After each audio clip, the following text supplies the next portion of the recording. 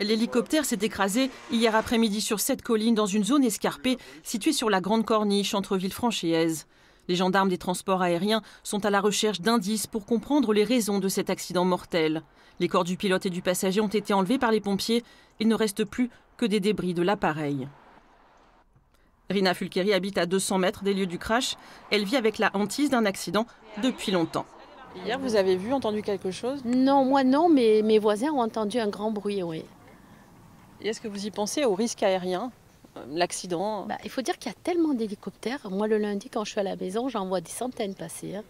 Énormément. Je m'attendais à un jour qu'il y en ait un qui crache, certainement. Hein. Ouais, c'est vrai que souvent, on y pense. Hein. Parce qu'ils nous rasent des fois. Sur cette partie de la Côte d'Azur, le survol en hélicoptère est fréquent entre Nice et Monaco. Normalement, les pilotes passent au-dessus de la mer, mais pour certains itinéraires, ils volent au-dessus des habitations. Cet accident rappelle à tous que le risque aérien est bien réel. Pour nous, les hélicoptères qui passent au-dessus de la commune, c'est tout à fait normal, comme les avions qui décollent de l'aéroport de Nice. Là, effectivement, on peut se poser la question à savoir, il y en a un qui s'est crashé, pourquoi pas un deuxième? Ça peut faire poser des questions, effectivement. Les habitants de Villefranche sont habitués aux nombreux passages des hélicoptères pendant la saison estivale, le Grand Prix ou le Festival de Cannes, et pleinement conscients du danger. Ça peut tomber dans la mer, ça peut tomber...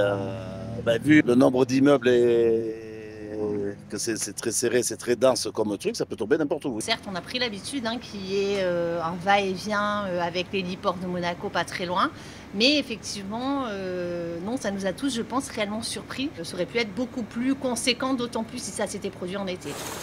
À Monaco, une cellule psychologique a été ouverte pour les 40 personnes de la société monacaire. Conséquence, toute la flotte a été immobilisée et les vols annulés jusqu'à nouvel ordre.